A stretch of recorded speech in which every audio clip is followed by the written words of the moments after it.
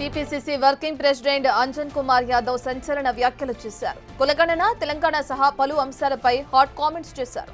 కాంగ్రెస్ లోని రెడ్డి సామాజిక వర్గం నేతల వల్ల తనకు నష్టం జరిగిందని ఆవేదన వ్యక్తం చేశారు. తనకు వర్కింగ్ ప్రెసిడెంట్ పదవి ఇవ్వొద్దని రెడ్లు అడ్డుపడ్డారని, కానీ సోనియా గాంధీకి లాలూ ప్రసాద్ యాదవ్ చెప్పడం వల్లే తనకు పదవి వచ్చిందని అంజన్ కుమార్ యాదవ్ అన్నారు. ఇక అలాగే టికెట్ కేటాయింపులపైన తీవ్ర వ్యాఖ్యలు చేశారు. రాహుల్ గాంధీ గారు ఈరోజు ఆర్ఎస్ఎస్కు, బీజేపీకి, బీఆర్ఎస్కు దేశంలో అందరికీ ధీటుగా జవాబిస్తున్నటువంటి నాయకుడు. ఇవాళ ఎవరి ధైర్యం కాదు, కులగణన చేయాలని చెప్పే ధైర్యం ఎవరికి లేదు. అది కేవలం రాహుల్ గాంధీ చెప్పినందుకు అవుతుంది. ఇక్కడ ఎవరు చేయరు. ఆ మహానాయకుడు తీసిన డిసిషన్కు అందరూ ముక్కు కోసుకొని చేస్తున్నారు. రేవంత్ రెడ్డి గారు, మన ముఖ్యమంత్రి గారు గట్టిగా నిలబడి చేస్తున్నారు. లేకుంటే ఎక్కడ చేయనిస్తారు వీళ్ళు? ఈ కొడుకులు చేయనియరు. తెలంగాణని ఇయ్యనియలే. ఎన్ని ఇబ్బందులు పెట్టిరు, కన్నమ్మ బాధలు పెట్టి కొడుకుడు సోనియా గాంధీ గారు డిసిషన్ తీసుకుందని ఈ తెలంగాణ వచ్చింది. రాహుల్ గాంధీ డిసిషన్ తీసుకుందని కులగణన అవుతుంది. ఇదే రేవంత్ రెడ్డి గారికి ఆ రోజు కష్టకాలంలో నిలబడ్డదోరా మన యాదవ్ స్వరంలో నేను సిటీలో అండగా ఉన్న వాళ్ళ సామాజిక వర్గం వల్లే ఆయనకు నిలవనియలే. ఈ రోజు వచ్చి భజన కొడుతున్నారు అందరూ. ఈ నాయకులే మన సిటీలో ఎవరిని ఎదగనిచ్చిరా?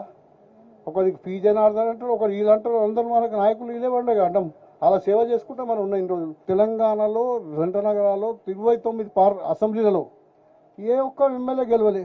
ఒక అంజన్ కుమార్ యాదవ్ కాదు, 29లో 29 ఒక్కడు గెలవలే. మొన్న గెలిచే సమయం ఉండే, మళ్ళీ నువ్వు బయట పార్టీకి పిలిచి ఎంపీ టికెట్ ఇచ్చిరా లేదా?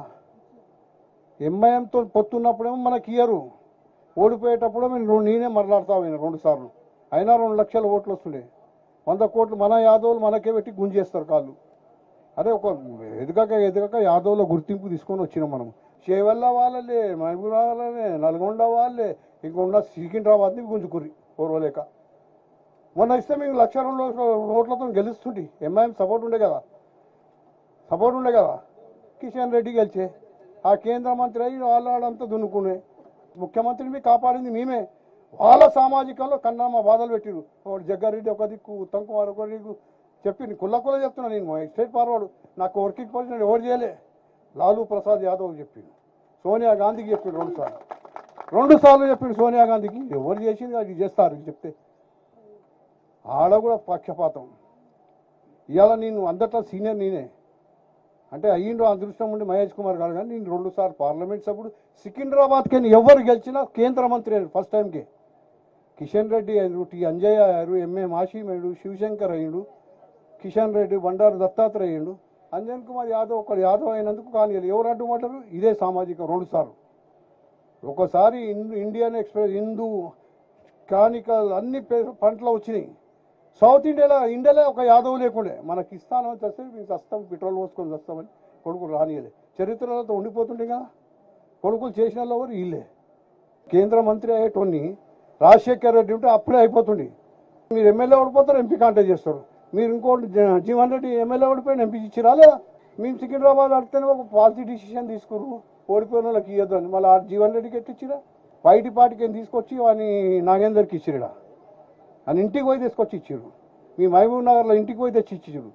ఇవాళ పవర్ వచ్చిందని ఎంతోమంది వచ్చి భజన సంఘాలు భజన కొడుతున్నాయి. మేము భజన సంఘం అప్పుడు పవర్లో లేనప్పుడు మేము ఉన్నాం.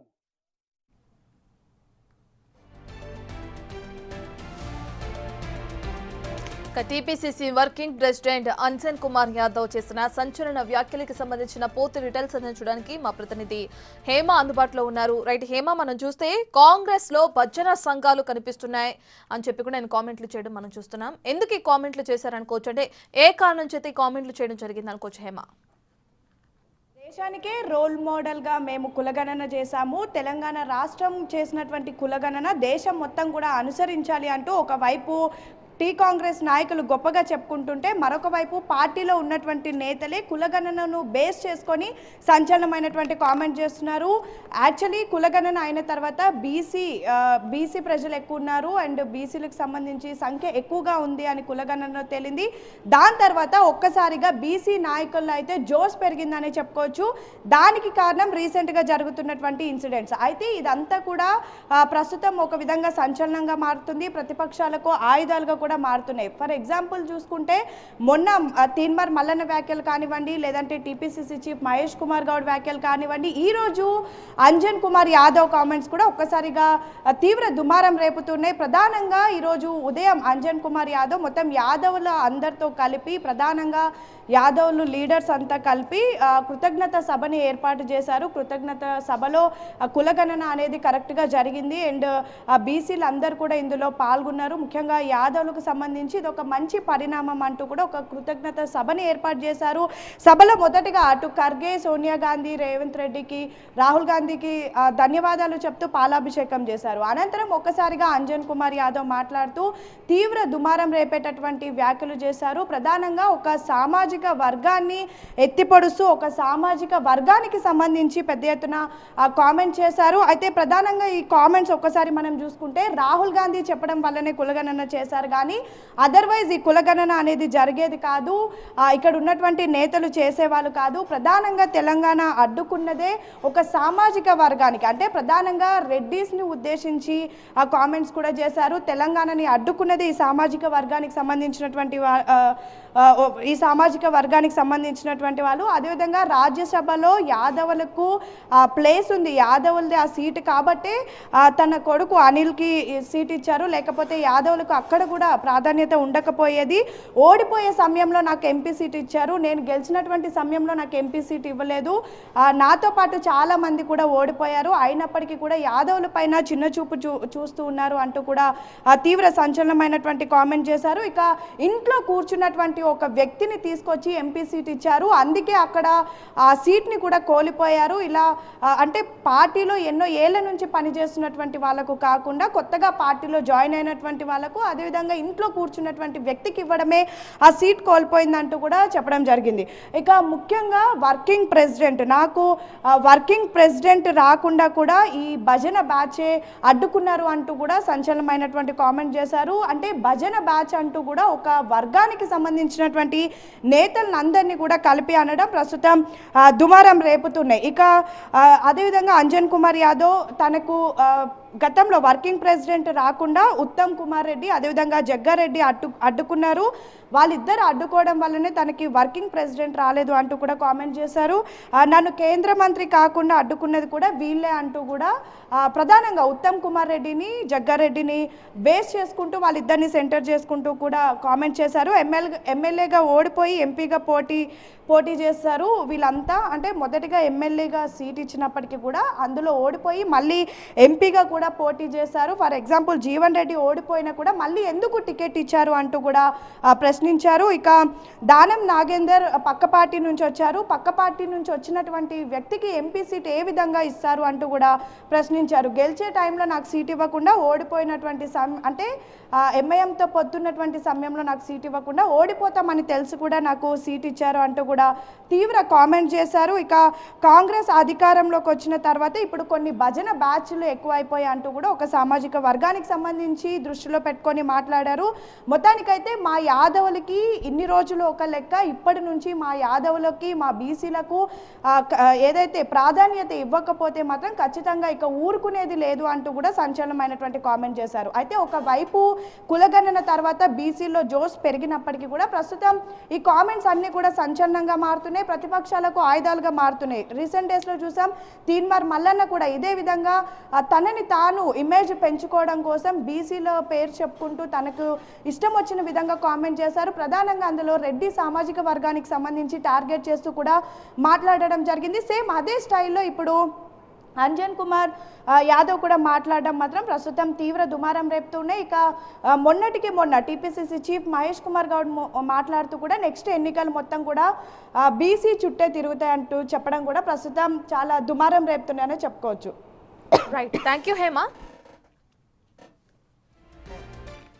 రాహుల్ గాంధీ గారు ఈరోజు ఆర్ఎస్ఎస్కు, బీజేపీకి, బీఆర్ఎస్కు దేశంలో అందరికీ ధీటుగా జవాబిస్తున్నటువంటి నాయకుడు ఇవాళ ఎవరి ధైర్యం కాదు, కులగణన చేయాలని చెప్పే ధైర్యం ఎవరికి లేదు. అది కేవలం రాహుల్ గాంధీ చెప్పినందుకు అవుతుంది. ఇక్కడ ఎవరు చేయరు. ఆ మహానాయకుడు తీసిన డిసిషన్కు అందరూ ముక్కు కోసుకొని చేస్తున్నారు. రేవంత్ రెడ్డి గారు మన ముఖ్యమంత్రి గారు గట్టిగా నిలబడి చేస్తున్నారు. లేకుంటే ఎక్కడ చేయనిస్తారు వీళ్ళు, ఈ కొడుకులు చేయనియరు. తెలంగాణని ఇయ్యనియలే, ఎన్ని ఇబ్బందులు పెట్టిరు, కన్నా మా బాధలు పెట్టి కొడుకుడు సోనియా గాంధీ గారు డిసిషన్ తీసుకుందని ఈ తెలంగాణ వచ్చింది. రాహుల్ గాంధీ డిసిషన్ తీసుకుందని కులగణన అవుతుంది. ఇదే రేవంత్ రెడ్డి గారికి ఆ రోజు కష్టకాలంలో నిలబడ్డదోరా మన యాదవ స్వరంలో ఈ సిటీలో అండగా ఉన్న వాళ్ళ సామాజిక వర్గం వల్లే ఆయనకు నిలవనీయలే. ఈ రోజు వచ్చి భజన కొడుతున్నారు అందరూ. ఈ నాయకులే మన సిటీలో ఎవరిని ఎదగనిచ్చిరా? ఒకరికి పీ జనార్దన్ అంటారు, ఒకరు వీళ్ళు అంటారు, అందరూ మనకు నాయకులు వీళ్ళే పండుగ అడ్డం. అలా సేవ చేసుకుంటే మనం ఉన్న ఇన్ని రోజులు తెలంగాణలో జంట నగరాల్లో 29 అసెంబ్లీలలో ఏ ఒక్క ఎమ్మెల్యే గెలవలే. ఒక అంజన్ కుమార్ యాదవ్ కాదు, 29లో 29 ఒక్కడు గెలవలే. మొన్న గెలిచే సమయం ఉండే, మళ్ళీ నువ్వు బయట పార్టీకి పిలిచి ఎంపీ టికెట్ ఇచ్చిరా లేదా? ఎంఐఎంతో పొత్తున్నప్పుడేమో మనకి ఇయ్యరు, ఓడిపోయేటప్పుడు నేనే మరలాడతావు 2 సార్లు అయినా 2 లక్షల ఓట్లు వస్తుండే. 100 కోట్లు మన యాదవులు మనకే పెట్టి గుంజేస్తారు కాళ్ళు.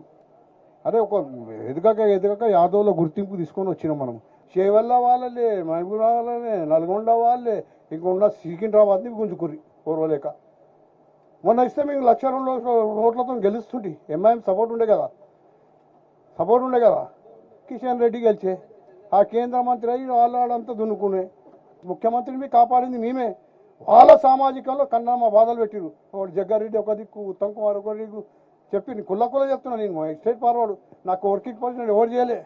లాలూ ప్రసాద్ యాదవ్ చెప్పిండు, సోనియా గాంధీకి చెప్పిండు 2 సార్లు చెప్పిండు సోనియా గాంధీకి. ఎవరు చేసింది అది చేస్తారు చెప్తే. ఆడ కూడా పక్షపాతం. ఇవాళ నేను అందట్లో సీనియర్ నేనే అంటే అయ్యిండ్రు అదృష్టం ఉండి మహేష్ కుమార్ గారు, కానీ నేను 2 సార్లు పార్లమెంట్ సభ్యుడు. సికింద్రాబాద్కి ఎవరు గెలిచినా కేంద్ర మంత్రి అయ్యారు ఫస్ట్ టైంకి. కిషన్ రెడ్డి అయ్యారు, టి అంజయ్య అయ్యారు, ఎంఏ మాషీం అయ్యాడు, శివశంకర్ అయ్యాడు, కిషన్ రెడ్డి, బండారు దత్తాత్రేయ అయ్యాడు. అంజన్ కుమార్ యాదవ్ ఒకడు యాదవ్ అయినందుకు కానీ ఎవరు అడ్డుపడ్డారు? ఇదే సామాజిక 2 సార్లు. ఒకసారి ఇండియన్ ఎక్స్ప్రెస్, హిందూ, కానికల్ అన్ని పంటలు వచ్చినాయి. సౌత్ ఇండియాలో ఒక యాదవ్ లేకుండే. మనకి ఇస్తానని వస్తే మీకు వస్తాం, పెట్రోల్ పోసుకొని వస్తామని కొడుకులు రానియలే. చరిత్రలతో ఉండిపోతుండే కదా. కొడుకులు చేసిన వాళ్ళు ఎవరు? వీళ్ళే. కేంద్ర మంత్రి అయ్యేటోని రాజశేఖర్ రెడ్డి ఉంటే అప్పుడే అయిపోతుండే. మీరు ఎమ్మెల్యే ఓడిపోతారు, ఎంపీ కాంటాక్ట్ చేస్తారు. మీరు ఇంకోటి జీవన్ రెడ్డి ఎమ్మెల్యే ఓడిపోయిన ఎంపీ ఇచ్చిరా లేదా? మేము సికింద్రాబాద్ అడితేనే ఒక పాలసీ డిసిషన్ తీసుకురు, ఓడిపోయిన వాళ్ళకి ఇవ్వద్దు అని. మళ్ళీ జీవన్ రెడ్డికి ఎట్టిచ్చిరా? బయటి పార్టీకి తీసుకొచ్చి వాడిని నాగేందర్కి ఇచ్చిరా. అని ఇంటికి పోయి తీసుకొచ్చి ఇచ్చారు. మీ మహబూబ్ నగర్లో ఇంటికి పోయి తెచ్చి ఇచ్చారు. ఇవాళ పవర్ వచ్చిందని ఎంతోమంది వచ్చి భజన సంఘాలు భజన కొడుతున్నాయి. మేము భజన సంఘం అప్పుడు పవర్లో లేనప్పుడు